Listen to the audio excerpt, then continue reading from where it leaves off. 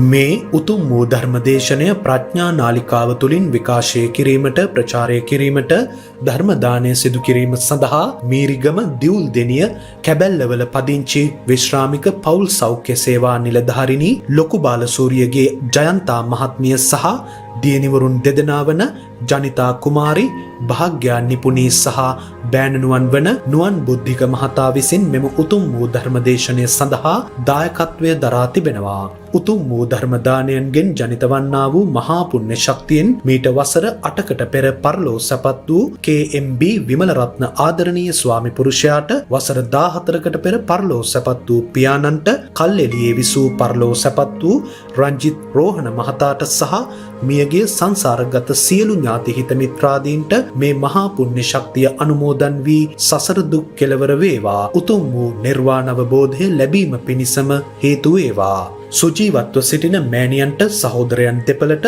සහෝදරියට හා දූ දරුවන්ට නිදුක් නිරෝගී සුවපත් භාවය ලැබී චිරජීවනය සැලසේවා.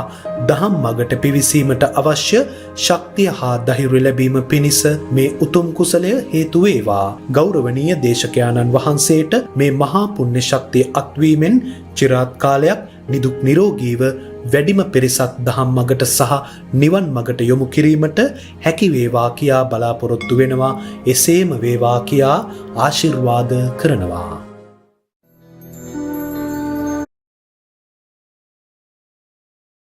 තස්ස භගවතෝ අරහතෝ සම්මා සම්බුද්දස්ස නමෝ තස්ස භගවතෝ අරහතෝ සම්මා සම්බුද්දස්ස නමෝ තස්ස භගවතෝ අරහතෝ සම්මා සම්බුද්දස්ස න උදකේන සුචි හෝති භවේහත්ත නාහෙති ජනෝ යම්හි සච්ඡංච ධම්මෝච සෝ සුචිසෝච බ්‍රාහ්මනෝතිති. ධර්මානුශාසනාවේ සදහැබර අනුග්‍රහක දායකත්වයේ දරමින් ධර්මදේශනාව පටිගත කිරීම සඳහා සහ සම්බන්ධ වෙන්නා වූ අනුග්‍රහක බෞතුන් ප්‍රමුඛ මෙම ධර්මානුශාසනාවට සවන් දෙන්නා වූ ලක්වාසී ලෝවාසී සදහැබර පින්නතුනි, තථාගතයන් වහන්සේගේ තිබෙනවා උදාන වාක්‍ය කියලා කොටසක්. මිනිසුන්ගේ දුර්වලකම් තුළ ඔවුන් පෙළෙන ආකාරය දැකලා තමන්නේ නිදහස්වා සිටින ආකාරය පිළිබඳව තමයි මේ උදන් නැනීම හැම විටම පවතින්නේ. උදාන පාළි කියලා කතා කරනවා සමහර විට. දැන් ඔබ දන්නවා අනේක ಜಾති සංසාරම් කියන්නේ උදානේ. උදත්තටපත් වෙලා උදන් නැනීම Taman ලබා ගත්ත. දැන් අපිත් යම් යම් අය වශයෙන්, දරුවන් වශයෙන් හරි වැඩිහිටියන් වශයෙන් හරි ලබන ජයග්‍රහණ සම්බන්ධයෙන් උදම් මනනවානේ. නමුත් ඒ උදම් ඇනීම ජය පරාජයට හේතු වෙනව නැත්නම් ආපහු පරාජය නිසා දුකකින් කෙලවර වෙනවා. දැන් මේ බුදුරජාණන් වහන්සේ ලැබෙන බුද්ධ රාජ්‍ය හෝ ශ්‍රාවකින්ට ලැබෙනා වූ මේ ජයග්‍රහණය උදම් මැනීමක් මැරුණාම පරාජයකින් දුකකින් කෙලවර වෙන එකක් වෙන්නේ නැහැ. මේ ජයග්‍රහණය මා දකින්නේ කෙනෙක් ජීවිතය තුළ ලබන දෙයක් වශයෙන්. ඔය බෞද්ධ හෝ බෞද්ධ නොවන ඇතැම් හෝ ජීවිතෙන් එහා පැත්තේ තියෙන දෙයක් පිළිබඳව උපකල්පනය කළාට, මතු ජීවිතයක ලැබෙන දෙයක් වශයෙන් උපකල්පනය කළාට නෑ. ඒක ජීවිතය තුළ ළඟා කරගත යුතු විශිෂ්ටතම ජයග්‍රහණයක්, ජයකනුවක් බව තමයි අපේ අවබෝධය. නමුත් මේ ජීවන ගමනේ මේ සඳහා බාධා පමුණුවන බව, මිනිසාට මේ සඳහා බාධා පැමිණෙන බව ලෝකයා දන්නේ නැහැ. මෙන්න මේ බාධා පමුණුවා ගත්තම බාධා ඉවත් කරගන්න හරිම අපහසුයි. නමුත් බුදුන් වහන්සේ බාධා පමුණුවා ගත්ත අයටත් බාධා ඉවත් කරගන්න මාර්ගය කියලා දුන්නා. නමුත් බාධාවටපත් නොවි එතනින් වළකින ආකාරයත් කියලා දීලා තියෙනවා.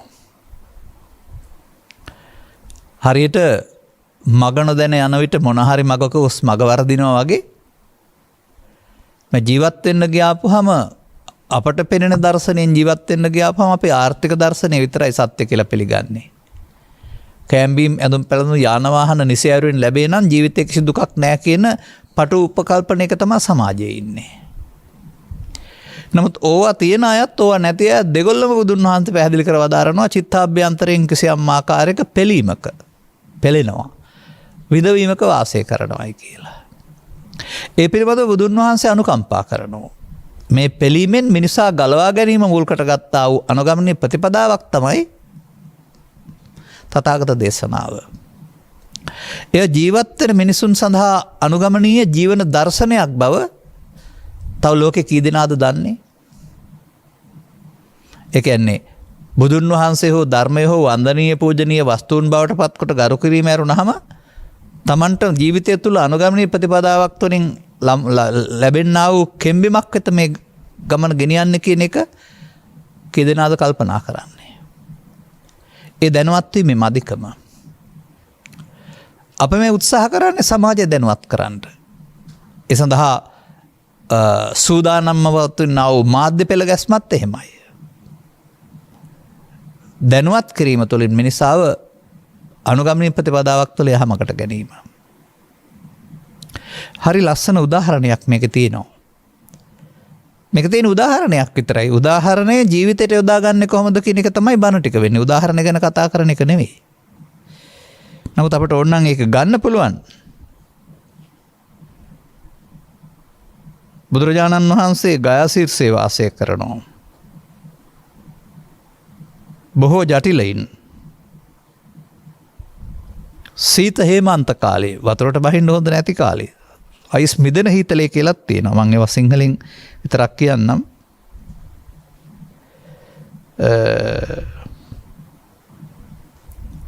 මේ ගයා ශීර්ෂයේහි කිමි දෙනවා උඩේනවා. අදි සීතලේ අයිස් මිදෙන හීතලේ තවත් මොකද කරන්නේ? වතුරේ ගිලෙනවා උඩේනවා. උම්මුජ්ජන්තන්ති නිම්මුජ්ජන්තන්ති උම්මුජ්ජ නිම්මුජ්ජන්පි කරොන්ති.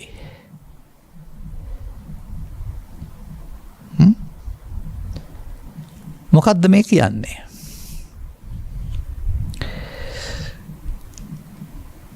ඒ දිනක වකවානු අපි ගන්න නැතුව ගනිමු. ගයා තීර්ථයේහි දේගිලි උඩීමද කරති. නැවත දිය ගිලීමද කරති. නැවත නැවතත් දිය ගිලීම හා උඩීම කරති. දිය වත් කිරීමද කරති. ගිනි පිදීමද කරති. මේ ಭಾರತೀಯ සමාජයේ මිනිසුන් පිරිසුදු වීම සඳහා භාවිතා කළා වූ මේකට කියන උදක සුද්ධිය කියලා. මේ නිෂ්පල බව මේක නිෂ්පල බවක් දැකලා තමයි උන්වහන්සේ උදාන්න යනලා තිබෙන්නේ. දැන් මේක එදා පමණක් නෙමෙයි අදත්. ඔය ඇතැම් සමයන්හි සදහෙන් මත්ත කටු ගහගෙන එල්ලිලා ඉන්න ඒවා පෙරලි දෙවියන් වඳින්න යන ඒවා. එහෙම නැත්නම් නාගන පිරිසුදු වෙන ඒවා ඔය පේන්නේ ඒ වගේ බාහිර සුද්ධි තමයි. අපි ඒ පිළිබඳව විවරණය නොකර අපි මෙහෙම ගන්නවා. අපි ඇඳුම් අඳිනවා. ඇඳම අපිරිසුදු වෙනවා. අනතුරු අපි සෝදා ගන්නවා. සබන් වලින් හරි සෙන්සෝකුඩින් හරි නැත්නම් මැෂින් වලින් හරි සෝදා ගන්නවා. ඒ ඇඳුම සේදීම යනු අපිරිසුදු කොටස ඉවත් කිරීමක්. එමනේ අපට තේරෙන්නේ. ආරම්භයේදී ඇඳුම පිරිසුදුයි භාවිතා කරන්න ගියාම අපිරිසුදු වෙනවා. නමුත් ආපහු පිරිසුදු කරගන්න පුළුවන්. මෙන්න මේ න්‍යාමයේ බුදුන් වහන්සේ පැහැදිලි කර වදාරනවා මිනිසාගේ කායට නෙමෙයි සිතට. දැන් මේ පෙන්වන එකේ පෙන්වන්නේ කාය සම්බන්ධයෙන්. උන් කාය පිරිසුදු කරන්න හදන්නේ. බුදුන් වහන්සේ වදාරන්නේ අර ඇඳුම්ේ කුණු ගෑවෙනවා වගේ ජීවත් වෙන්න ගියාම මිනිසාගේ සිතෙහි ගෑවෙන කුණු જાතියක් තියෙනවා. ඔය බාහිර කුණු නෙමෙයි. ඒක පිළිබඳව තථාගතයන් වහන්සේ වදාරන්නේ චිත්ත සංකිලේසා භික්කවේ සත්තා සංකලිස්සන්ති. සිත කෙලසීමෙන් මිනිසා දුකට පත්වේ. සංකලිස්සන්ති පදයේ කිලුට වෙනවා කියන අර්ථයෙන් දුකට පත් වෙනවා. සිත පිරිසුදු වීමෙන් දුකින් මිදෙනවා. අනර ආර්ථික දර්ශනය ඔස්සේ යාම තුළ සිත කෙලසීම කියන එක වළක්වා ගන්න ලෝකයට බෑ. එනිසා ඒකපාක්ෂික ජයග්‍රහණයක් ලබා ගත්තාම එළ ජයග්‍රහණයේ 16න් එකක් තරම් පුංචි දෙයක් කියලා පෙන්වන්නේ. මුළු ජයග්‍රහණයේ 16ක් නම් 16න් එකයි හම්බ වෙන්නේ. ඉතුරු 15ට මග හමු වෙන්නේ නැහැ.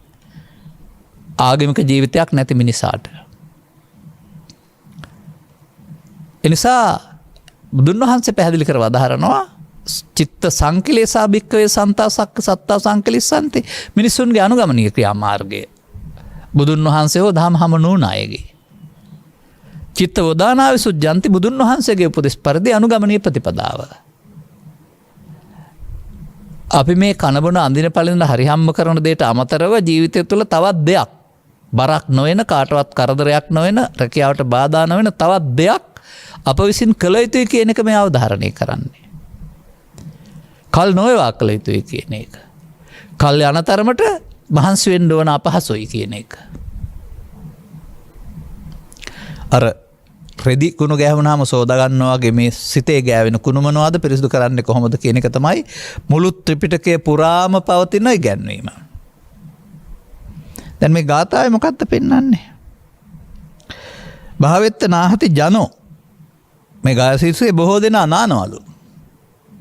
හැබැයි උන්වහන්සේ න උදකේන සුචි හෝති. හැබැයි වතුරෙන් නම් පිරිසිදු වෙන්න බෑ කියලා තියෙනවා. අනේක මෙතන මේ ඔවුන් මේ තද සීතලේ මේ පිරිසිදු වෙනවා වුන්. බුදුන් වහන්සේ දකිනවා ඔවුන්ගේ මිත්‍යා දෘෂ්ටිය. මේ බාහිර පාරිශුද්ධත්වය වැඩක් ඇති වැඩක් නෙමෙයි. ඒ නිසා බුදුරජාණන් වහන්සේ ගුදන් වාක්‍ය පෙන්නනවා. යම් හි සච්ඡංච ධම්මෝච. දැන් අරගොල්ලෝ බ්‍රාහ්මණයෝ. උන්වහන්සේ වදාරනවා එහෙම වතුර නාලා පිරිසුදු වෙන බ්‍රාහ්මණයෝ ඉන්න බෑ. ඒ උන් නමක් කරගත්තට. යමෙක් ළඟ යම් ස්ත්‍රියක් යම් පුරුෂයෙක් යම් ගිහියෙක් යම් පැවිද්දෙක් එහෙම වේදයක් ඒකේ නැහැ. සච්ඡංච ධම්මෝච සත්‍ය සහ ධර්මයේ තියෙනවා නම්.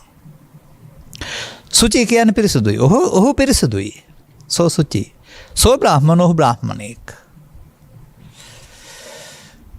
එතකොට මේ සත්‍ය ධර්මය කියන්නේ මොකක්ද කියන එක පිළිබඳව පාසල් අධ්‍යාපනයේ උගන්වන වචනාර්ථයේ දැනුවත් වීම දැනීම මදි. බොරු කියන්නේ නැතුව ඇත්ත කියන එකනේ සත්‍ය කියලා හිතන්නේ.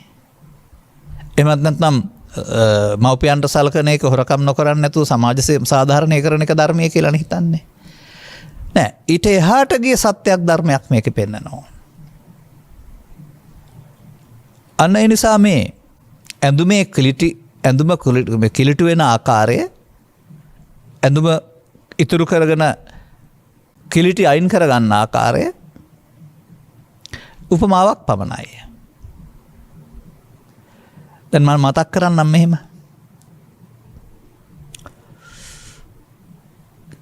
මහා පන්තක චූලපන්තක කියන්නේ සහෝදරයෝ දෙන්නෙක්.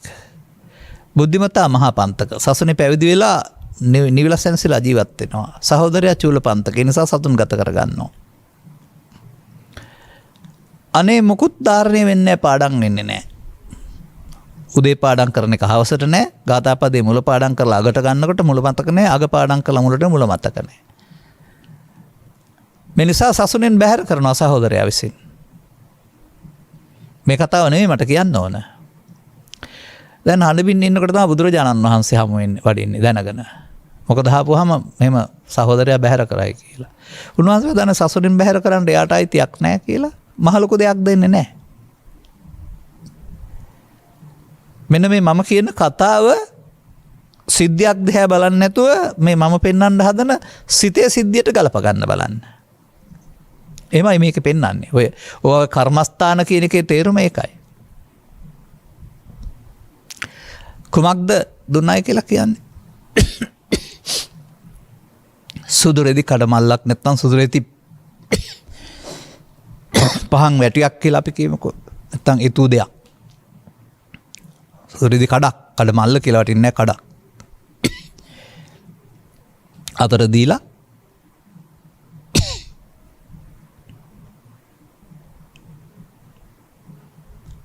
හිරු දෙස බලාගෙන පිරිමදින්න කියලා කියනවා. දෑතින් පිරිමදින්න කියලා කියනවා. දැන් දෑතින් පිරිමදිනවා. වාක්‍යකුත් තියෙනවා රජෝ හරණං. රජෝ රජස් දුවිලි හරණං ඉවත්ව එත්වා.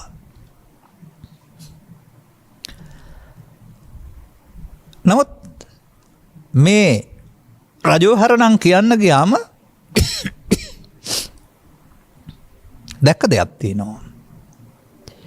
කියන්නේ රජෝ හරණං නමුත් අව්ව වැටිලා අත දාඩිය දාලා අතේ තියෙන දූවිලි මේ රෙදි කඩේ ගෑවෙමින් ටික මේ රෙදි කඩ කළු වෙන හැටි නැත්නම් අපිරිසුදු වෙන හැටි දකින්න. හැබැයි ඉතින් රෙදි කඩ මල්ලේ කුණු ගෑවෙන හැටි දැකලා rahat වුණා කියලා තමයි අපි ඉගෙන ගන්න තියෙන්නේ. රජෝ හරණං කීවට පිරිමැදීමේදී රජස් තවරණ එක නේද වෙන්නේ. මොකද්ද මේ බුදුන් වහන්සේ දීපු මේ ගැඹුරු දර්ශනය මේකෙන්. ඔබත් රෙදි කැබැල්ලක් අරගෙන ආව දිහා බලන රජෝ හරණං කියන මොනවා හරි ධර්මයක් තේරිද රහත් වෙයිද කියලා නෑ. අන්න අර රෙදි කැබැල්ල උපතින් මිනිසාගේ සිතට සමාන කරනවා. පබස්සරමි දම්බික්ක වේ චිත්තං තංචකෝ ආගන්තුලකේහි උපක්ඛලේසි උපකලිට්ටං. සිත උපතින් ස්වභාවයෙන් ප්‍රභාස්වරයි. ආගන්තුකෙන් එන කාරණා නිසා උපක්ලේශ නිසා හිත කෙලෙසෙනවා. දැන් අර අපිරිසිදු නැති පිරිසිදු රෙදිකඩ සිත වගේ.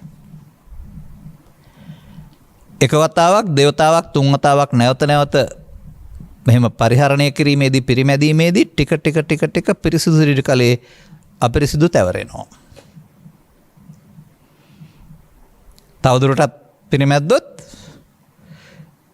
පිරිසිදු රෙදිකඩක් ඉතුරු වෙන්නේ නැහැ. මේ පෙන්වන්නේ සිතට වෙන දේ.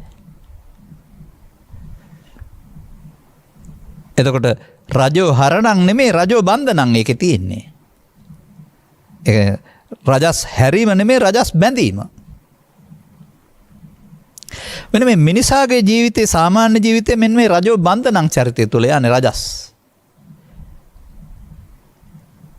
ඔහු දන්නේ නැහැ ඒක වෙන බව. මෙන්න මේ බන්ධනං ජීවිතයෙන් ඉවත් කරලා හරණං ජීවිතයට පත් කරන එක තමයි බුදු සමයේ ආගමික ජීවිතය භික්ෂු භික්ෂුණී හෝ උපාසක උපාසිකා බෞද්ධ ජීවිතය කියලා කියන්නේ. අධ්‍යාත්මික ජීවිතය. පොත්පත් සාර්ථක බෞද්ධ ජීවිතයක් සාර්ථක ජීවිතයක් කියලා ලෞකික ජීවිතය සාර්ථක කරගන්න මංපෙත් පෙන්වලා තිබෙනවා. ඒ බාහිර වශයෙන් නැත්තම් දසවස්තුක සම්මාදිට්ඨිය තුළ. අර සිත සම්බන්ධ පැත්තේ කෙලෙසෙන එක සහ පිරිසුදු කර ගැනීම කියන කාරණාව ඒවයේ නැහැ. ඒ බාහිර කාරණා තුළ සිත කෙලෙසෙන එක යම්තාක් පාලනය කර ගැනීමයි ඒකෙන් සිද්ධ වෙන්නේ. දැන් ජීවනෝපාය සාධාරණය වීමෙන් පාලනය වෙනවා. නමුත් මුල සිට අග දක්වාම කෙනෙකුගේ ජීවිතේ යේ සංකෝ විසාකේ සතං ප්‍රියානි සතන්තේ සන් දුක්ඛානි පදයෙන් පෙන්වන්නේ ඕනෑ කෙනෙකුට හරියන දෙයක්. ජීවිතේ ජීවත් වෙන්න ගිහින් සිත සමග ඇලෙන ගැටෙන කාරණා 100ක් හදාගත්තොත් ඒ නිසා දුක් 100ක් එනවා. අන මා දකින්නේ දරුවෙකුගේ ඇලෙන ගැටෙන සාරණා අඩු නිසා ඔහු දුකින් ඉන්නවා අඩුයි. තරුණ වයසට ටිකක් වැඩි මැදි විරට තව ටිකක් වැඩි මේ මාර්ගයේ මහමුළුවට ගියොත් එහෙම 100ක් නෙමෙයි 1000ක් විතර. අවුදුවිතෙන් පටන් නින්දට යනතුරුම සැනසෙල්ලක් නැතුව ඉන්න වද දෙන හිතක් හදාගෙන විඳවනවා. මේ ඉරණම කවුරුත් කරපු දෙයක් නෙමෙයි තමා විසින් වැටුණු අගාධයක්. දැන් අවුරුදු 120 බමුණන්ට බුදුන් වහන්සේ වදාරනවා දැන් ඔබට ඕක හදාගන්න වෙලාවක් නැහැ. ඔබ පහුණා වැඩි. දැන් ඉතින් පරලෝ ජීවිතේ ජය ගන්න පිනක් කරගන්න කියලා. නමුත් අපට වදාරන්නේ පින එපා කියන්නේ එහෙම නෑ. යහපත් දේවල් එපා කියන්නේ නෑ. මේ රෙදි කඩමල්ල පිරිමදින්න එපා රජෝ හරණං කියලා කුණු ගෑවෙනවා. කුණු ටික අයින් කරන්නේ කොහොමද? චිත්ත වදානා විසුද්ධියන්ති කොහොමද? මෙන්න මේ අපට අභ්‍යාසය ලබා දෙන්නේ සිත කෙලසෙන ආකාරය සහ පිරිසුදු කරගන්න ආකාරය. කෙලසෙන ආකාරය තේරුම් ගත්තාම ඒකට තියන්න තේරෙනවා. මේ කෙලෙසෙන ආකාරයේ ගමනට ජීවන ගමනට කියනවා බුදුන් වහන්සේ අනුසෝතගාමි යන පැත්තට යන. එහෙම නැත්නම් ඒක තුළ උන්වහන්සේ නමක් දෙනවා පරිහාන ධම්මංගෝ. ඒ ශරීර සෞඛ්‍යයෙන් හෝ ධනෙන් පිරිහෙනව නෙමෙයි සිත සතුටින් පිරිහෙනවා. සැපතින් පිරිහෙනවා. ඒකට ඒ චිත්තාභ්‍යන්තරේ වැඩෙන කාරණා තුනකුත් පෙන්නනවා. දැන් මේ ඔබ අපි හැබඳෙනා මව කුසින් බිහි වුණ සොරතල්ලුනේ. අපි අම්මගෙන් කිරි දෙන්න මට බඩගිනී කියලා කිව්වේ නෑනේ. බඩගිනි මට බත් දෙන්න කියලා ඉල්ලුවේ නෑනේ. නමුත් අපට ගින්න දැනෙනකොට අපි හොයනවා. ඒක කියන්න භාෂාවක් නෑ. කෙඳිරි ගෑම වෙන්න පුළුවනි. ඉවෙන් වගේ අම්මත් දැනගන්නවා මොන හරි මේ හොයනවායි කියලා. අන දරුවා යමක් ලබා ගන්න ක්‍රමේ හොයා ගන්නවා. දෙවෙනි තුන්වෙනි හතරවෙනි සතියක් දෙකක් යනකොට මේක තරම් සාර්ථක පියවරක් වෙන්නේ නැහැ. මොකද අම්මට වැඩ වෙනකොට අමතක වෙනවා. දැන් මේකේ දෙවෙනි පියවරට යනවා දරුවා. කෙඳිරි ගාලා නතර වෙන්නේ අඬනවා. අඬලත් මදි නම් තව ටිකක් හයියෙන් යටගිරියෙන් කෑ ගහනවා. එතකොට අම්මා තේරුම් ගන්නවා හොඳටම බඩගිනි වෙලා. යටගිරියෙන් කෑ ගහනවා කියන තරට තරහත් ඇවිදින් තියෙන්නේ. දැන් අරට වඩා ටිකක් දියුණු වුණානේ. මාස 5ක් යනකොට අම්මට වැඩ නිසා හරි වෙලාවක් නැති නිසා හරි ඔහොම කරත් ඇහෙන්නේ නැහැ. තව ටිකක් පහු කර ඉන්නවා. එතකොට මොකද කරන්නේ? එතකොට ඉස කැටි කල්ල ඇද ගන්නවා. නැත්නම් ළඟ තියෙන එකක් අල්ලලා විසි කරනවා. ගහනවා කාට හරි. මේ ක්‍රියාකාරකම් තුන ඔබ දකින්නේ මොකක් විදිහටද? පුද්ගලයෙක් කරන වැඩක් විදිහටද? උපමාවක් විතරයි මම මේ පෙන්නන්නේ. නෑ. මේ ක්‍රියාකාරකම් තුනට වචන කය මෙහෙව්වේ සිතේ උපන් හැඟීම් තුනක්. ඒ දුකට හේතුව වශයෙන් පෙන්වන්න මම සූදානම් නැහැ. නමුත් ආරම්භක අවස්ථාවක්. අර කිරිබොණ්ඩ තියෙන කැමැත්ත කාම විතර්කයක් හිතට අදහසක් ආවා. ඒකට ඉඩ නැති වෙනකොට හිතට තරහක් ආවා. ව්‍යාපාද විතර්කය. ඒකෙන් හම්බ වෙන්නේ නැති වෙනකොට එකකින් දමලා ගැහුවා. විහිංසා විතර්කය. මෙන්න මේ තුන් දෙනා ළමා කාලේ ඉඳලා අපේ ජීවිතය ඇතුලේ අපි පෝෂණය කරනවා. මේ තමයි අපේ ජීවිතය තුළ ආක්‍රමණය කරන්නා වූ හතුර තුන් දෙනා. මේ තිදෙනා තමයි අර රජෝ හරණන් වෙනුවට රජෝ බන්ධනන් හදන්නේ අපි ළඟ. රජස් බන්ධන. අපි සිත පිරිසුදු වේවා සියලු සත්වයන් දුක් වෙත්වා නිරෝගී වෙත්වා මෛත්‍රී වෙත්වා වචනෙන් කීවට ඒක වචනයක් විතරයි. ඇතුළතින් අර පාරේ යනවා. මේ පාර පිළිබඳව තථාගතයන් වහන්සේ විවිධ සූත්‍රවල තවත් නමක් ඇදලා තියෙනවා. පරිහාන ධම්මං වෝ දේසිස්සාමි. ඔබලාට භික්ෂු භික්ෂුණී උපාසක උපාසිකා ඔක්කොටම ඔබලාට මම පිරිහෙන මාර්ගය පෙන්නනවා. අර ජීවිතයේ තියෙන සතුට නැති වෙන ආකාරය මේ පිරිහීම කියලා කියන්නේ. අපරිහාන ධම්මංච නොපිරිහෙන පාරක් පෙන්නනවා කියලා තියෙනවා. මේ පමණයි බුදු සසුන ඔක්කම. පරිහාන ධම්මං ඔබේ ශිෂ්‍යයම තේරුම් ගත්තා නම් අපරිහාන ධම්මංච පාරේ යන්න ඕන. කුමක්ද පෙන්ලා තියෙන්නේ පරිහාන ධම්මං කියන පදේ නිරුක්තිය නැත්නම් අර්ථය වශයෙන්? අන්න අර දරුවා මේ කෙඳිරි ගාන එක අඬන එක එහෙම නැත්නම් දමලා මොකක් කියන දමලා ගහන එක කියන අවස්ථා තුන බලවත් වෙන එක. රාග වේපුල්ලං, දෝෂ වේපුල්ලං, මෝහ වේපුල්ලං. වේපුල්ලං කියන එකේ තේරුම විපුලත්වයට බලවත් බවට පත් වෙනවායි කියන්නේ. දරුවා කිරිවලින් වැඩෙන්නාසේ පැලෑටියක් පොහොරවල වැඩෙන්නාසේ මේ චිත්තාභ්‍යන්තරයේ ටික ටික මෙන්න මේ හැඟීම් තුන ළමා කාලයේ පටන් ක්‍රමෙන් බලවත් වෙනවා. මෙන්න අර රෙදි කඩමල්ල කිලුටු වෙන ආකාරය මේ පෙන්වන්නේ මෙතෙන්ට. නැවත නැවත පිරිමැදීම නිසානේ කිලිමැටු වෙන්නේ. නැවත නැවත එකතු වීම තුළ මේකට. ඇල්මට එකතු වීම තුළ, ගැටීමට එකතු වීම තුළ, මුලාවට එකතු වීම තුළ. නැත්තම් ඒකට කාම විතර්ක, ව්‍යාපාද විතර්ක, විහිංසා කියනවා. විහිංසා කියන එක සාමාන්‍යයෙන් අවිධර්ණ තැන දක්වා ඉහළට යන එක.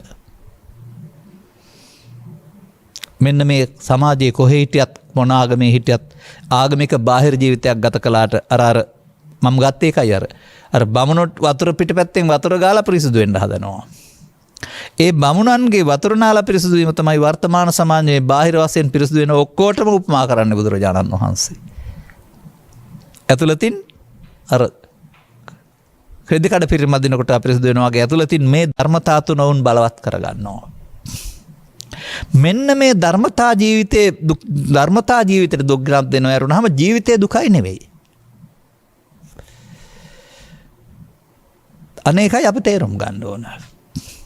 නමුත් අවාසනාවකට සංසාරේ සහ මේ ජීවිතේ මේ සිද්ධි ඉපදුනහම ඒක සාමාන්‍යකරණය කරන්න හෝ අතහැරලා දාන්න අපි පුරුදු නැහැ. එයින් අපට ලැබෙන්නේ මදිකමක් පරාජයක් වගේ.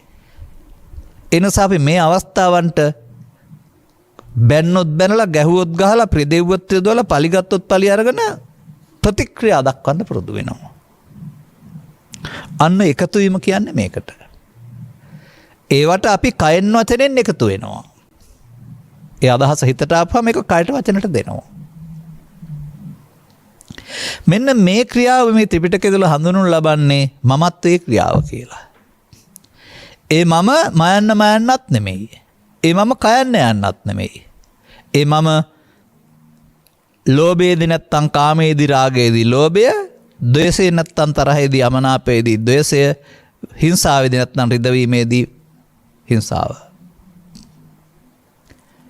එය විසින් අපේ කය වචන මෙහෙවනු ලබනවා. බුදුන් වහන්සේගේ සොයා ගැනීම මේ තමයි ඔබේ මම. මට කේන්තියනවා මට පලිගන්න හිතනවා කියන වචනේ අර්ථය සම්පූර්ණ නැහැ. ඒක යෙදෙන ආකාරයේ මට කියන්නේ එතකොට කයට කියලා හිතෙන්නේ. ශරීරයට කියලා. ඒ නිසා මම මේක සංශෝධනය කරන්නම්.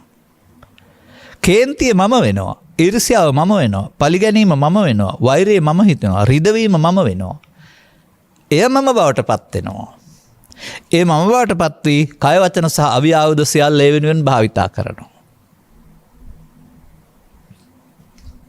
දැන් මේ අර චූලපන්තක කුමාරයාගේ කතාවේ රෙදි කඩ ක්‍රමයෙන් කිලුටු වෙන සිද්ධිය ඔබේ ජීවිතවලට ගලපන හැටි. ඔබටත් ඒකමයි වෙන්නේ.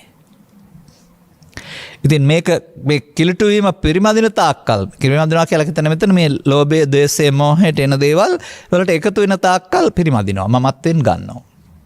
ගන්න ලස්සන මූණ, ලස්සන හිනාව, ලස්සන හම මේ සියල්ල ඉවත් වෙලා ගිහින් නපුරෙක්.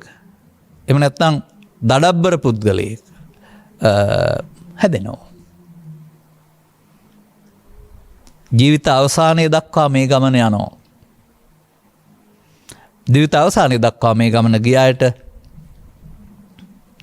අවුව වැටෙන තැන් පටන් එළිය වැටෙන තැන් පටන් නින්දට යනතුරු මොනම කාරණයක් නිසාවත් සුබවාදී දෙයක් නැහැ. හැම එකක්ම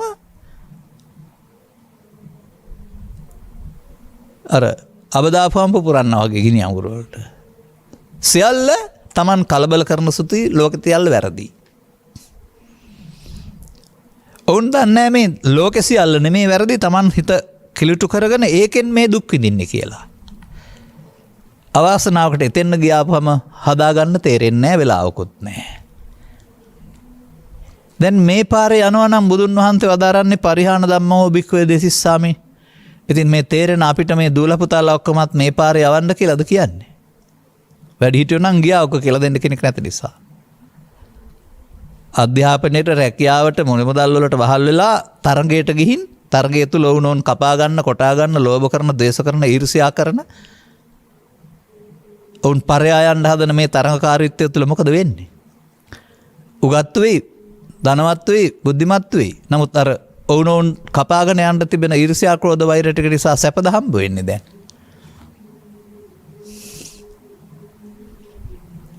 ඔවුන් කොතන ගියත් ඊට පස්සේ ගහ මරා ගන්න, කපා කොටා ගන්න, දික්කසාද වෙන, නඩු හබ කියන, විරසක වෙන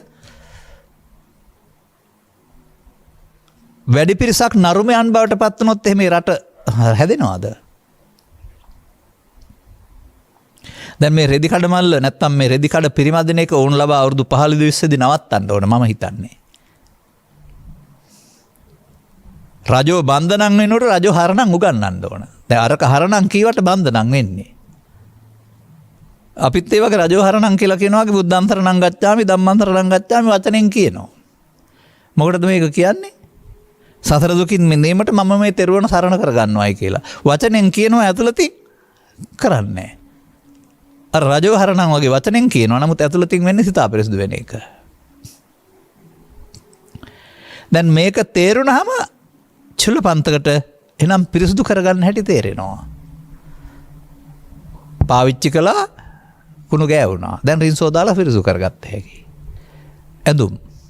සිත පිරිසුදු කරගන්න බුදුරජාණන් වහන්සේ තමයි ක්‍රමයක් පැහැදිලි කර වදාළේ. අනිත් අය භාවිතා කළ ක්‍රමය පිරිසුදු වෙන්නේ නැහැ.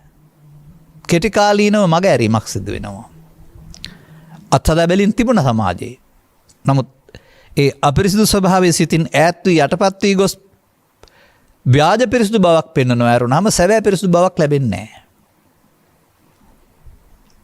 බුදුන් වහන්සේ පහළ වෙන්න පෙර අන්‍යාගමික කොටස්වල තිබුණ භාවනා කියන කාරණාවලින් සම්පූර්ණ සිත පාරිශුද්ධියක් දුන්නේ නැහැ. කෙලෙස් යටපත් කරමින් පිරිසිදුකමක් ලබා දුන්නා. නමුත් ආයාපහු මතුවෙනවා.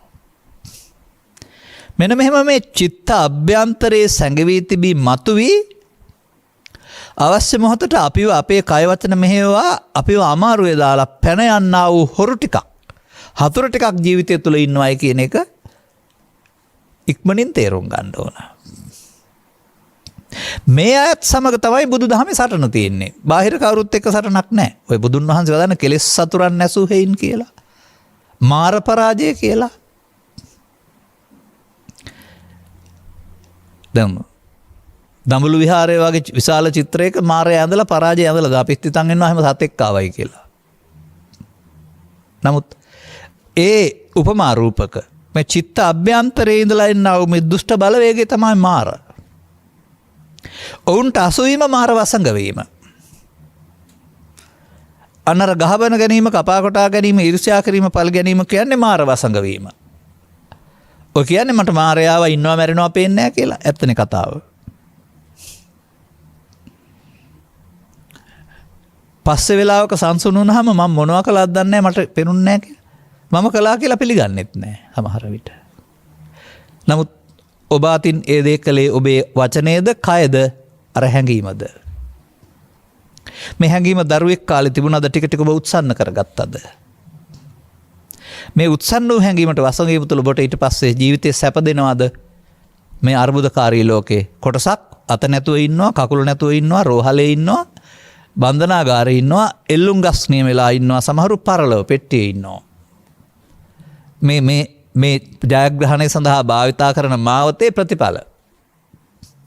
ඒ කාටවත්ම සැප හම්බ වෙලා තිබෙනවද?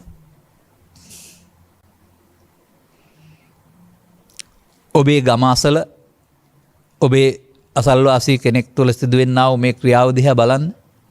ඒකට සම්බන්ධ වූ කිසිවෙකුටත් සැප ලැබුණාද කියලා?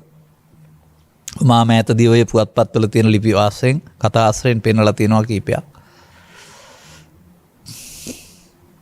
අදාළ සිද්ධියට මැදිහත් වූ ඇතමෙක් අත නැහැ, කකුල නැහැ, ඇහැක් නැහැ. එහෙම නැත්නම් රෝහලේ සදාකාලික අබ්බගාතයි. එහෙම නැත්නම් නීතියෙන් ඔවුන් වැරදිකරුවන් කරලා එල්ලුම් ගහට යවලා. තව කොටසක් පරලොව. ධනය විනාශ වෙලා, ගිනි අරගෙන. කවුද මේවා කරන්නේ? රජය නීතිය කියයි පුද්ගලයෝ මේවා කරනවායි කියලා. මිනිසුත් කියයි පුද්ගලයෝ කරනවායි කියලා. බුදු සමයේ ගැඹුරු විවරණයක් කරනවා ඔබ තුල උත්සන්න වෙන්නා වූ මේ ත්‍රිවිධ විතර්කය මේ අපරාධ කරන්නේ. ඔබට දුක් ගෙනත් දෙන්නේ. මේ හතුරන් තුදෙන් තිදෙනා ඉන්න තාක්කල් ජීවිතේ ඔබ බලාපොරොත්තු වෙන සුඛයට වඩා උන් දුක් ගෙනත් දෙනවා මේක තේරුම් ගන්න. සුඛය හම්බ වෙන්නේ අධ්‍යාපනයෙන් රැකියාවෙන් මුදලින් ලැබෙන ආස්වාදයේ විතරයි. අර ටික. ඒක රියදුරා තුලක් තියෙනවා, ගොවියා තුලක් තියෙනවා, වෛද්‍ය මහත්මයා තුලක් තියෙනවා, වෛද්‍යවරයා තුලක් තියෙනවා, ගුරුවරයා තුලක් තිබෙනවා, පාලකයා තුලක් තිබෙනවා, සෑම දෙනා තුල. අර හතුරු ඉන්නවා. මේ හතුරු සම්බන්ධයෙන් තථාගතයන් වහන්සේ ඉදිරිපත් කරලා තියෙන ගාථා තුනක් විතර මම ඉදිරිපත් කරන්න. අනත්ථ ජනනෝ ලෝභෝ. ලෝභය අනර්ථයක්ම ජනනය කරයි.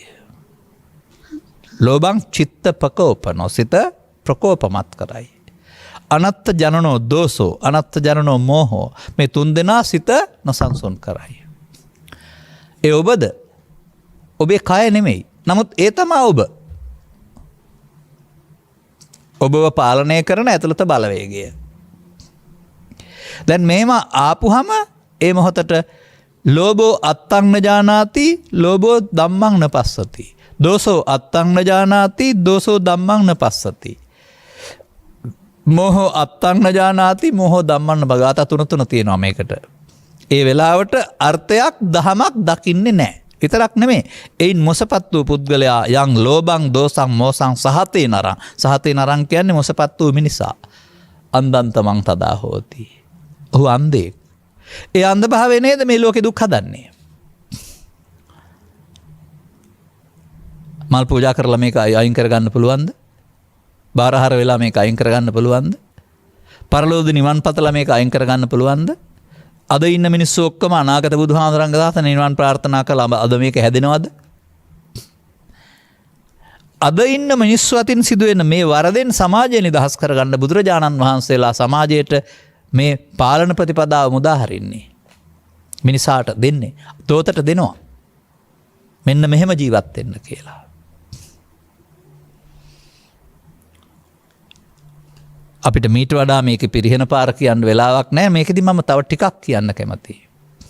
අර නැවත පිරිමදිනුවට රෙදි කඩ මල්ල නෙමේ කඩ කෙලසෙන්න අපිරිසිදු වෙන්න ආසේ නැවතත් මේ සිතට හැඟීමට එකතු වීම තුළින් එකතු වීමයි අපි පුරුදු කරගන්නේ. එකතු වීම තුළින් ක්‍රියාත්මක කරන්න හදනවා.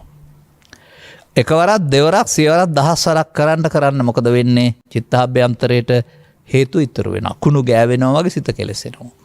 අන්න චිත්ත සංකලේශා භික්ඛවේ සත්තා සංකලිස්සanti පදේ අර්ථය. හැමෝටම සාධාරණයි. මේ පාරේ යන්න දෙනවද අවුරුදු 190 දක්වාම? එනා ඉතින් ලබාගත් ජීවිතෙන් බුදු සමයෙන් පෙන්වන පාඩම ඉගෙන ගත්තේ නැහැ. ඊළඟ ජීවිතේට තමයි ඊට පස්සේ ආයෙ හම්බ වෙන්නේ. මොකද ඒ කරන්න ගින් එකගත්ත කුසල හෝ අකුසල කර්මයට අනුව පරලෝ යන්න වෙනවා. වැඩි හදාගන්න බැරි වුණානේ. ඒ ජීවිත අවසානයේ දක්වා ඒ පාරේ යනකොට ඔහුට තියෙන නම තමයි අනුසෝතගාමී. යන පැත්තට යන. දැන් බුදුන් වහන්සේ මිනිසාට යෝජනා කරන්නේ ආපහු යන්න පටිසෝතගාමී. එක්කරන ප්‍රතිපදාව වෙනුවට අස්කරන ප්‍රතිපදාවට යන්න. රැස්කරන ප්‍රතිපදාවට අනුව අස්කරන ප්‍රතිපදාවට යන්න. කෙලසන ප්‍රතිපදාවට නොයා පිරිසිදු වෙන ප්‍රතිපදාවට යන්න. මා දකින්නේ අවුරුදු 4-5 සුරතලුන්ට 10 දක්වා මේක තේරෙනවයි කියලා. මා අද දකින්නවා 15 විතර වෙනකොට දරුවන්ට මේක තේරෙන්න ගන්නවයි කියලා. අවාසනාවකට තියෙන අධ්‍යාපන රටාවේ වැරද්දක් නිසා 15 වෙනකොට දරුවන්ට අපිට මේක කියලා දෙන්න දරුවෝ දහම් පාසලේ නැහැ. අවුරුදු 10කට 15කට පෙර ධර්මාචාර්ය අතහැරලා ඉගෙන ගන්න ළමයි ගියා. අවුරුදු 5ක් 6කට පෙර දහම් පාසල් අවසානයේ අතහැරලා විභාග වලට ළමයි ගියා. කොරෝනා දෙවර්ෂය නිසා 10 වෙනි ශ්‍රේණියත් අතහැරලා ළමයි අන්න අර තරඟට ගිහින්. දහම් පාසල් වල 10න් එහාට 9න් එහාට ළමයි නැහැ. මේක විශාල ඛේද වාචකයක්.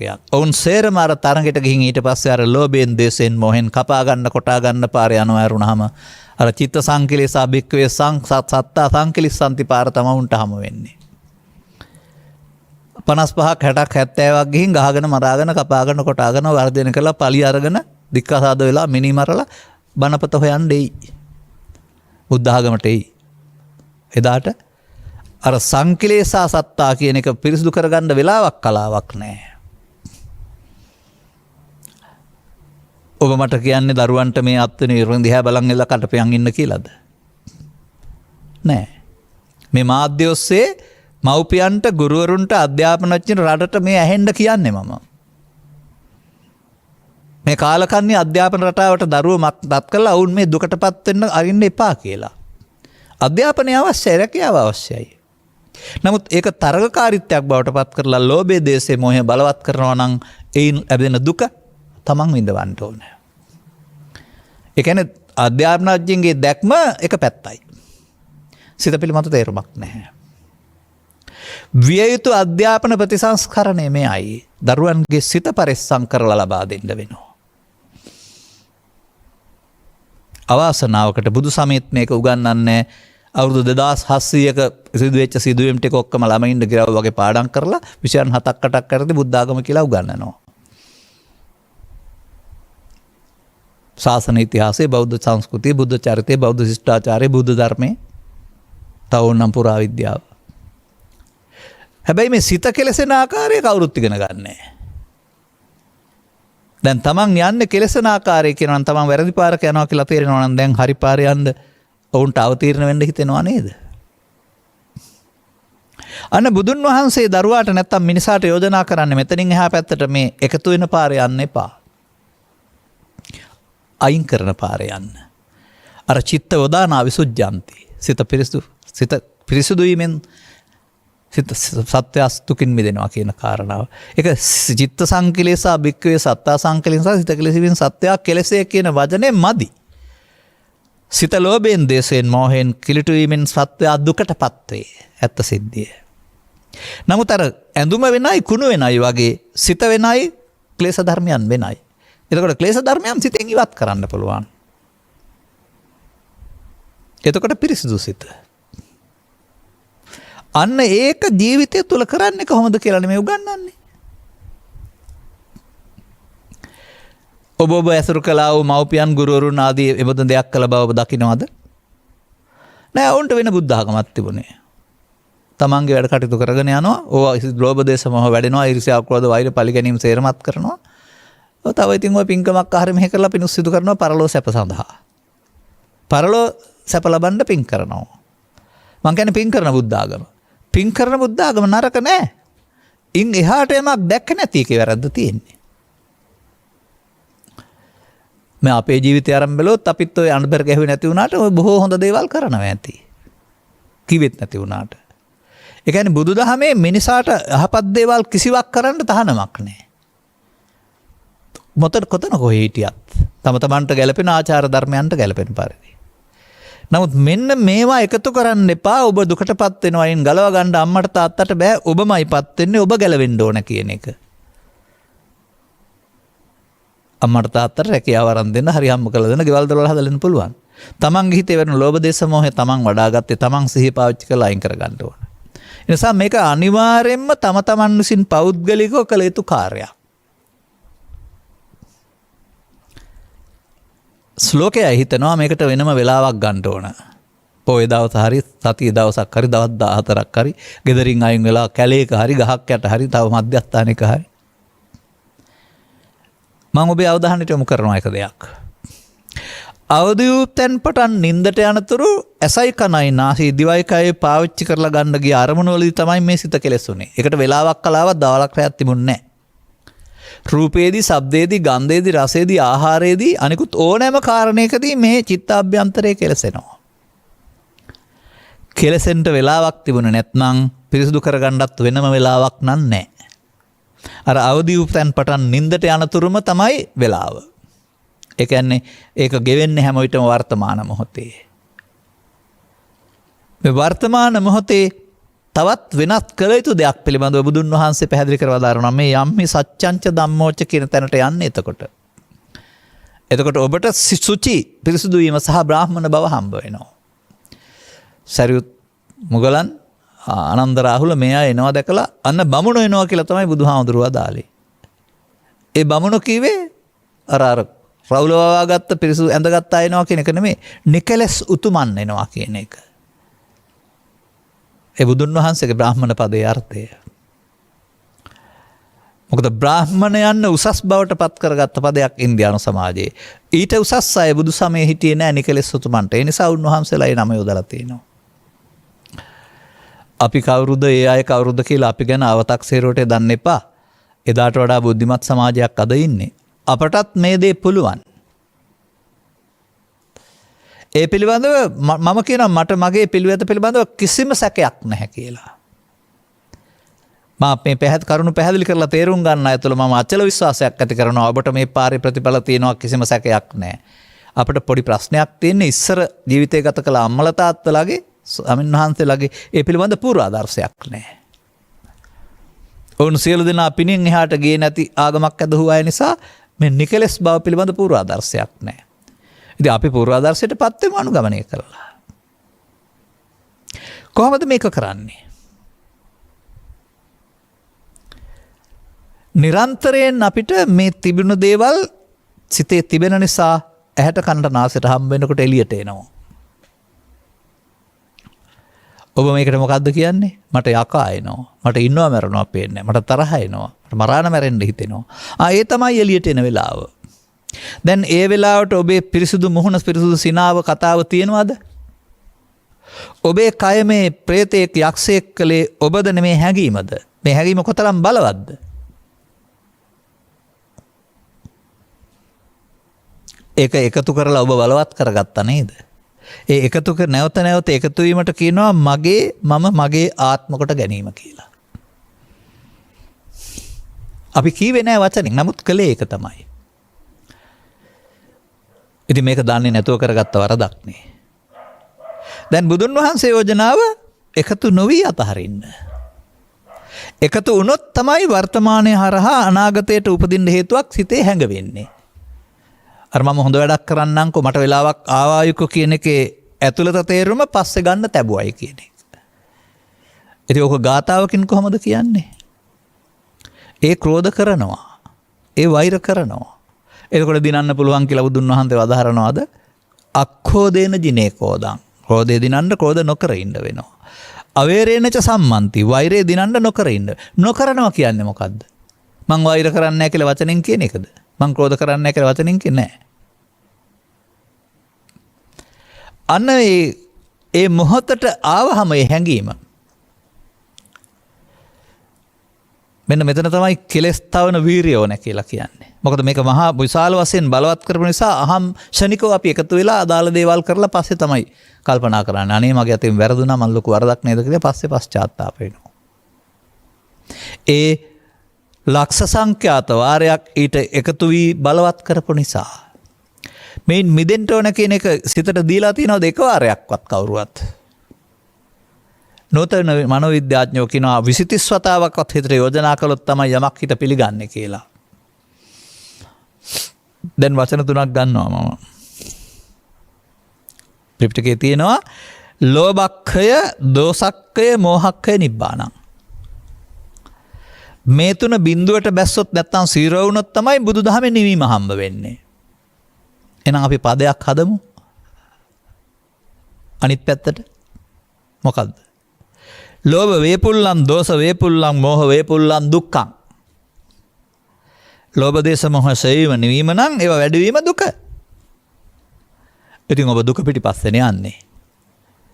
නිවන් ප්‍රාර්ථනා කර කර දුක පිටිපස්සේ යන සමාජයක් නේද මේ තියෙන්නේ? මම කියන්නේ මෙහෙමයි. බුදුන් දෙස බලන පස්සට යනවා. බලන්නේ බුදුන් දෙස. නමුත් එන්නේ යන්නේ ඈතට. ඒකට ඈතට යන්නේ පස්සට යනකොට.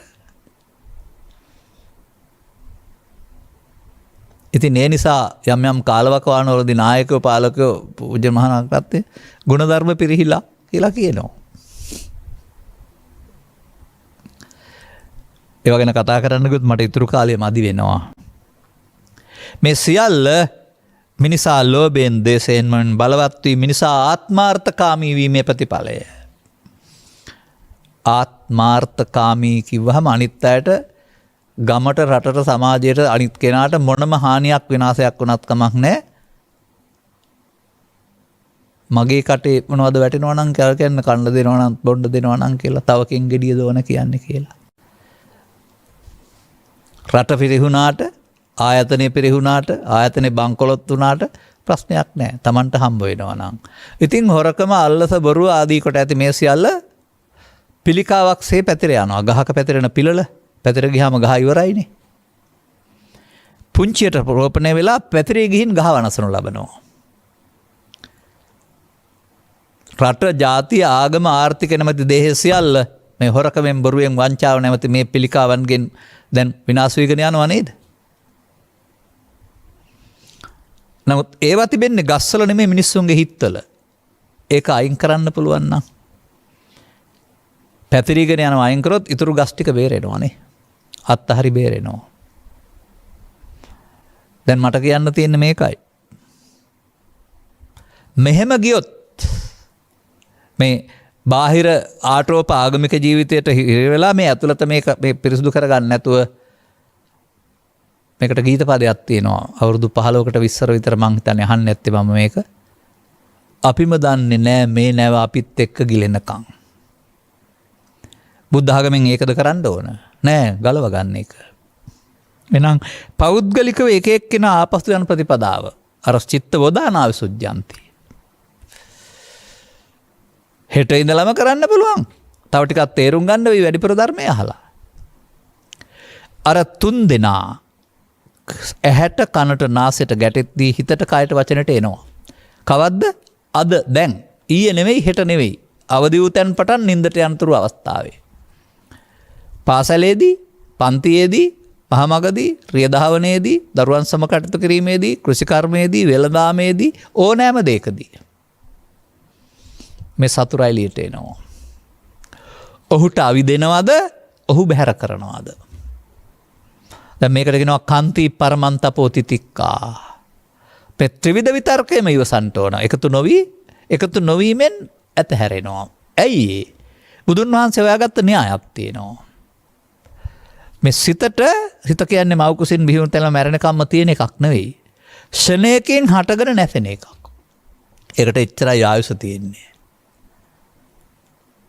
එහෙනම් බුදුන් වහන්සේ වදාරනවා මෙහෙම. නාහං භික්කවේ අඤ්ඤං ඒක ධම්මං සමනුපස්සාවේ. මහන්නේ මම මගේ බුදු ඇසින්වත් දකින්නේ හටගත්ත ගමන් නැසෙන දෙයක් සිත තරම්. යං ඒවං ලහු පරිවත්තං යතේදං චිත්තං. මෙන්න මේ ලහු පරිවත්තං න්‍යාය පාවිච්චි කරන්න පුළුවන් අපිට උපක්‍රමයක් වශයෙන් මේන් ගැලවෙන්න. මේ හටගෙන නැසෙන එකට අපි එකතු වෙලානේ බලවත් කරන්නේ. හොඳයි එකතු වෙන්නේ නැත්නම් යන්නේ නැද්ද? ඒක පුරුදු කරන්න ඕන සිහිය. ඒ අදාළ තැන්වලදී. තම තමන්ට අදාළ මේ නොසන්සුන් තැන්වලදී අර අවේරේනච සම්මන්ති කියන පදෙන් කියන්නේ ඒක. අක්කෝදෙන ජිනේ කෝදං කියන පදෙන් ඒකයි. නොකිරීම කියන එක. එනවා එකතු වුණොත් අනාගතයට හේතු හැදෙනවා. එකතුනේ නැත්නම් මේ යනවා. මෙන්න මේ එකතු නොවීමෙන් මෙයාම මං හිතනවා බුදුරජාණන් වහන්සේ වදාළ සංස්කාරයන්ගේ අනිත්‍ය කියලා. එකතු වෙන එක මං හිතනවා සංස්කාරයන්ගේ නිත්‍ය සුඛාත්ම කියලා. අවාසනාවකට සමාජයට එතෙන්ට එන්න බැරි වුණා. මොකද? ලෝකේ තියෙන දේවල් කැඩෙන විදින එක පොළොවට පස්සන එක අනිත්‍ය කියලා තමයි ඉගෙන ගත්තේ අනියත බව. ඒක සිදුවෙන එකක්. බුදුරජාණන් වහන්සේ සංඛාරය තුළ නුවණින් බලන්න ඕන අනිත්‍යයක් පෙන්වන්නේ. සිදුවෙන එකක් නෙමෙයි. යදා පඤ්ඤාය පස්සති. දැන් මෙතෙන්ද හරියනවා නේද? චිත්තස්ස දමතෝ සාදු චිත්තං දන්තං සුඛාවහං. මේ සිතට එන හැඟීමට වහල් නොවි දමනය කරගත්තොත් සැපගෙනක් දෙනවයි කියන එක. දමනය කරගත්තේ නැත්නම් මම් පෙර ගියේ වරදින් පිරිපාරකේ ඒ ගිය මගේ අවසානයේ පොරකේ. අර තියන්නේ. දැන් මේ දවස්වල බැලුවොත් එහෙම බන්ධනාගාරي මන් බන්ධන හිරගෙවල් වල අවුරුදු 15 30 දක්වා තරුණ පිරිස කුඩු විකුණන්න ගිහින් බොන්න ගිහින් බෙදා හරින්න ගිහින් ඔක්කොම හිර වෙලා ඉන්නේ. වරදින් පිරිපාරක නේද? මල්මල් ලෝකයක් බලන්න ගිහින් හිත ඇතුලේ තියෙන මේ පිස්ව බවට පත් වෙලා ජාතියේ කොඳුනාරටිය තරුණයන්ගේ කොන්ද නැත්තම් තරුණ ජීවිතය කියන්නේ ජාතියක කොඳුනාරටිය. ඔවුන් ඔක්කොම හිරගෙවල් ළඟින්න ගියාම රටක් ජාතියක් ඉතුරු වෙනවද? කොඳුනාරටිය කැඩුනහම ඉවරයිනේ. ඒ ඔවුන්ට මේ ලෝභ දේශ මොහ බලවත් කිරීමෙන් සිදුවෙන දුක තේරෙන්නේ නැති නිසා වුන් අවුරුදු 15 20 පටන් නොමග ගිහින්නේ. අන්න එතනින් මේක ගලව ගන්න වෙනවා. හැදෙන වැරෙන දරුවන් කවදාවත් ඒ මාර්ගයන්ට හිතුවොත් අවසානයේ පෝරකේ තමයි. නැත්නම් අවසානයේ ජරා ජීර්ණ වූ නැත්නම් මේ දුකින් පීඩිත වූ ලෝකයක්. බුදුන් වහන්සේ චිත්තස දමතෝ සාදු චිත්තං දන්තං සුඛාවහං. ඔබ සිත මේවට වහල් කරගත්තේ නැත්නම් ඔබේ සිත ඉවත් වෙන්නේ ඔබ ඉතුරුයි. සිතත් ඉතුරුයි. හැබැයි ලෝභයේ දේශේ මොහේ මේ යනවා. එකතු නොවීමෙන් සෙවෙන්න පටන් ගන්නවා. එකතු වීමෙන් වැඩෙන්න පටන් ගන්නවා. එකතු වීම අපි පුරුද්දක් කරගත්තා. දැන් අපිට පුරුද්දක් ඇති කරගන්න එකතු නොවෙන්න මෙන්න මේ එකතු වෙන්න ඕන තැනට එකතු නොවෙන්න දියුණු කරන එකට සිහිය කියනවා. සිහියෙන් මේක වැරද්ද තේරෙනවා නම් එයාට එකතු නොවෙන්න බලවත් බලපෑමක් කරනවා. ඒක වඩන පැත්තට බොජ්ජංග වඩනවා කියනවා. අරක පැත්තට කාමාංග වඩනවායි කියනවා. දැන් ඊට පස්සේ අයින් වෙනකොට ඉතුරු වෙන දෙයක් තියෙනවා සත්‍ය. නිකලස් බව. ඉතුරු වෙන දෙයක් තියෙනවා ධර්මය. ධර්මය කියන්නේ පාලියට හරි සිංහලට හරි බණ පොතට හරි නෙමෙයි. නිවීමට නමක්. එතකොට Tamanට ධර්මය හම්බ වෙනවා. අර යෝධම්මන් පස්සේ සෝමන් පස්සති කියන්නේ ඒකනේ. යමෙක් මාදසු ධර්මයේ දකීද බුදුන් දකී කියලා. ධර්මයක් බුදුනුත් නෙවනත් තුනක් වෙන්නේ නෑ, එකක් වෙන්නේ ඒකනේ. දරුවෝ ධර්ම බුදුන් කියලා පිළිමයට කිව්වට, ලොකෝයා බුදුන් කියලා ශරීරයට කිව්වට පරමාර්ථවත් බුදුන් කියන්නේ ගෞතම බුදුන් වහන්සේ දුත් මේ පරම සත්‍යෙට. මේ සිත තුළ පවතිනා වූ නික්ලේශී බවට. ඒ බුදුන් වහන්සේගේ ධම්මකාය අපටත් හමු වෙනවා. හැමෝම බුදුන් දකින්න ඕන. බුදුන් බලන් ඉන්නවා අපි එනතුරු. හැබැයි කෙලෙසුත් එක්කලා බුදුන් දකින්න යන්න බෑ. කෙලෙස් අයින් කරනකොට බුදුන් හමු වෙන්නේ. කෙලෙස් නැමැති ගල් වලින් බුදුන් පෙරලා මරන්න හදනවා අපි. දේවදත්ත කරන්නේත් ගල් පෙරලා බුදුන් මරන්න හදපු එකනේ. කෙලෙස් පර්වත පෙරලමින් බුදුන් මරන්න හදනවා අපි කරන්නේ. ඒ ටික අයින් කරගත්තාම තමයි හැබැයි බුදුන්ට අන්තරක් වෙන්නේ නැහැ කොච්චර පෙරළුවත්. එහෙම එකකුත් තියෙනවා.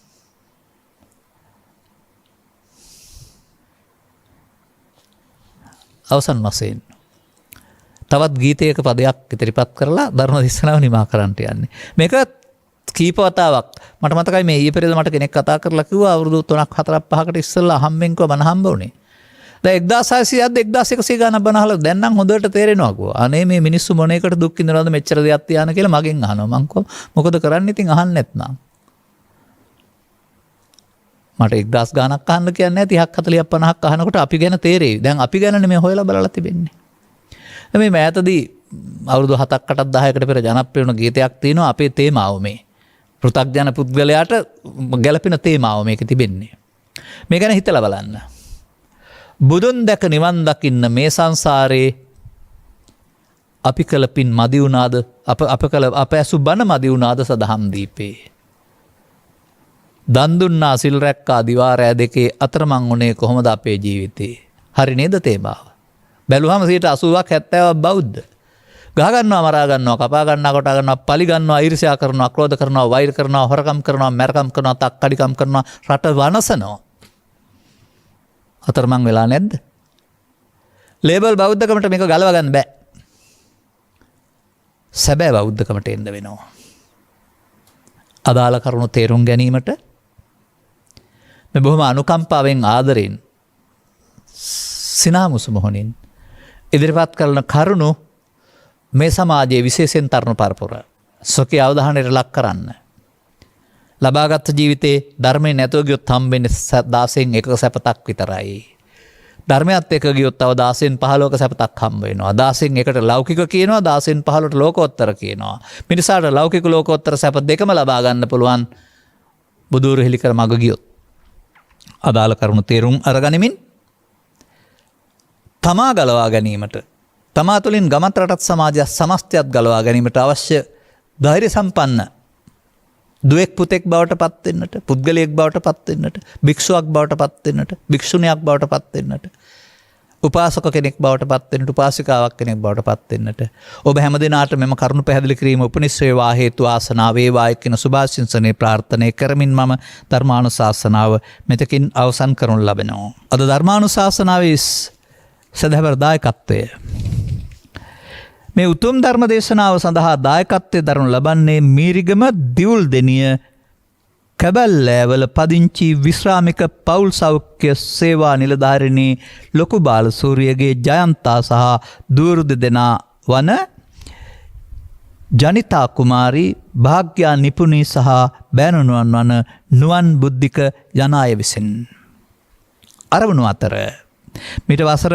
8කට පෙර පරලොව සැපත්වන්නට දෙනා වූ KMB විමලරත්න ස්වාමි පුරුෂයා නැත්නම් පියා අවශ්‍ය නම් පින් අනුමෝදන් කර ගැනීමටත් තවද වසර 14කට පෙර පරලොව සැපත්වන්නට දෙනා වූ පියාණන්ද කලෙලියේ පදිංචිව සිට අභාවයටපත් රංජිත් රෝහණ සහ පරලොව සැපත් සියලුම ඥාතිහිත මිත්‍රාදීන් සිහිපත් කරමින්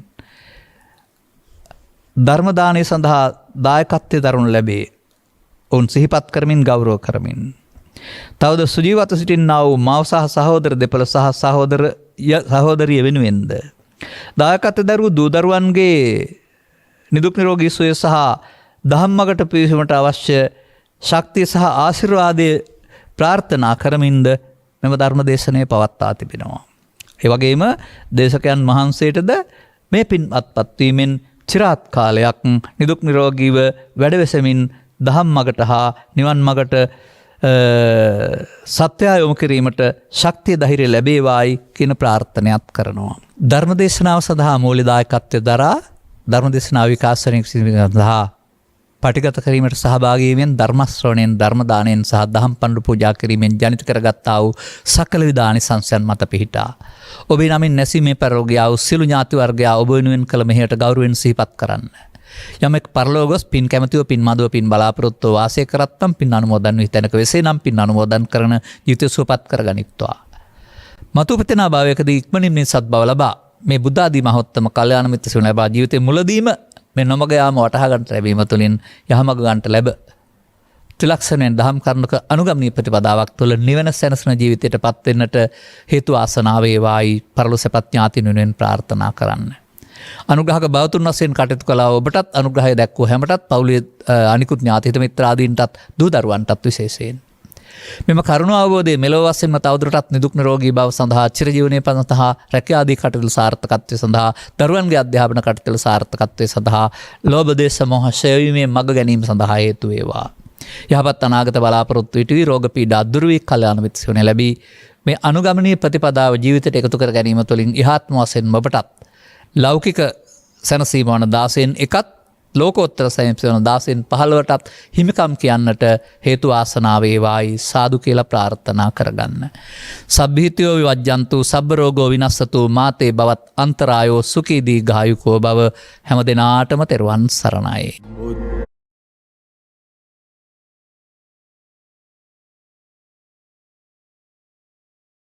දේශක්ඛයෝ නිබ්බානං